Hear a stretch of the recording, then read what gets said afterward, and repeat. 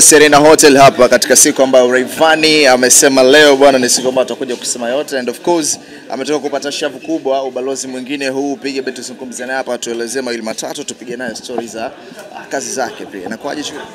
Nyama sana. Vizuri. Niko poa. Bwana hongera kwanza. Ya asante sana. Nashukuru pia kwa kufika kwa wingi, so hichi ndio kitu ambacho tunapenda kukiona. Unajua mimi naongea ukweli tu, na hapa maua yenu waandishi wa habari, kwa sababu mmekuwa ni kitovu cha mafanikio ya watu wengi, nikiwa na maana influencers, wasanii na watu wote ambao wanafanya sanaa, sababu mmekuwa mko active. Jambo lolote mnaloliona mnaliposti, jambo lolote mnaloliona mnalipa nguvu, jambo lolote mnalichukua mnalipush.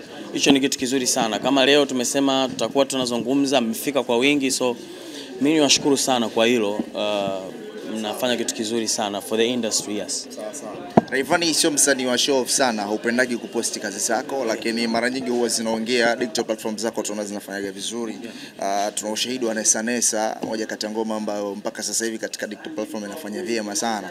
Sijajua ni kwa nini unaenda kwa mfumo huu, au unapenda namba ziongee? Mimi ujue, mimi kwenye akili yangu sifikirii kama nafanya muziki kwa ajili ya watu wa sehemu moja. Nafikiria kama nafanya muziki kwa watu wa sehemu nyingi tofauti, na hii industry ni kubwa sana. Ndio maana kwa nimetoa ngoma na msanii wewe umjui, lakini msanii yuko kwao ni mkubwa sana. Kwa hiyo mimi napeka sana yangu pale. Nafikiri mwaka jana mwishoni nilienda, au mwaka huu mwanzoni if I'm not mistaken, nilikuwa Angola. Fanya kitu kikubwa sana. Ukifika kule mtu anaona kama kaja nani, kwa sababu tulifanya kazi tuna wasanii wa Angola. Lakini pia mwaka huu nadhani tumefanya kazi na one of the biggest artists kutoka Congo, my brother Feregola. Wimbo wa Mobondo ambao nilifanya naye ni wimbo namba 1 Congo. Tumefika Congo, watu wanaimba mstari kwa mstari. Congo ni kubwa sana. Usichanganyikiwe na Congo ya huku Goma, labda huku Bukavu, ni jirani sana na Tanzania. Kwa hiyo of course bongo, muziki ya bongo mingi iko pale. Lakini Kinshasa mbali kidogo. Ni kama mji mkubwa sana, mji wa kibiashara. Kwa Kinshasa ni mbali sana.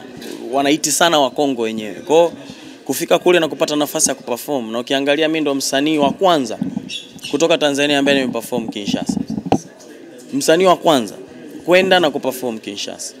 Sijui kama kuna mwingine. Kwa ndio hivyo vitu ambavyo mimi wanaviangalia. Sikafanya nyimbo na wasanii tofauti tofauti sehemu zote tofauti duniani, kwa sababu napenda muziki wangu uwe unasikilizwa sehemu tofauti duniani. Na ndio maana ukiangalia Nesa unapata reaction ya watu kutoka sehemu nyingi tofauti. Kwa sababu sisi tumeimba Kiswahili na tumeweka vitu ambavyo ni universal. Muziki ni universal language. Sio lazima uimbe Kizungu.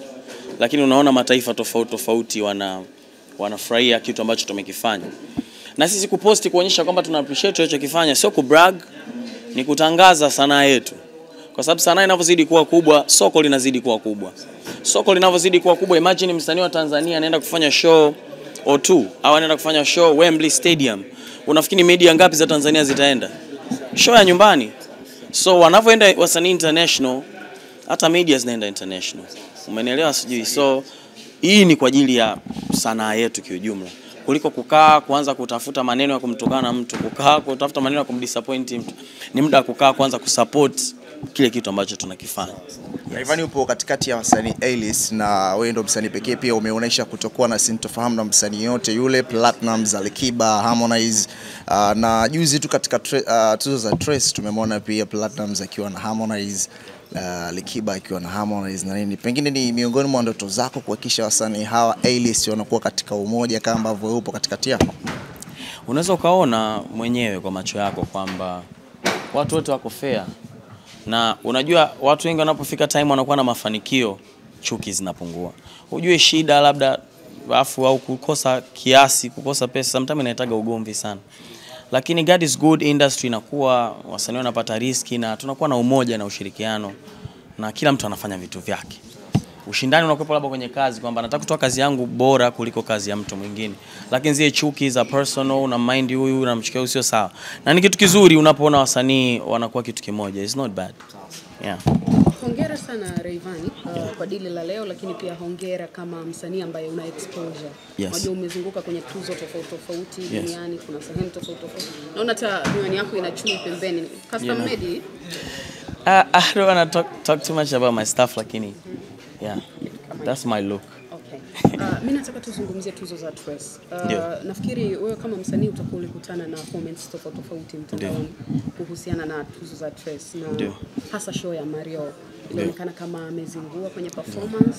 Hatujajua kwa upande wake tatizo lilikuwa ni nini kwa sababu hakuzungumzia, lakini natamani uizungumze wewe kwa experience yako kwenye tuzo ulizozunguka, ulivyoiona Trace ilivyokuwa kwa experience yako. Tatizo linaweza likawa ni wapi? Unajua mimi sitaki kuongea sana kuhusiana na mtu au alikosea au hakukosea.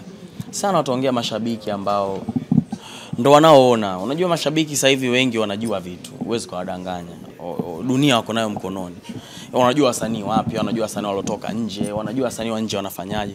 So wanafanya comparison ya wanachokiona huku na wanachokiona kwenu. Sidhani kama wanambuli au wanatukana, lakini wanataka kuona kitu bora zaidi. Kinaweza kuwa kitu bora, lakini watu wanataka kitu bora zaidi.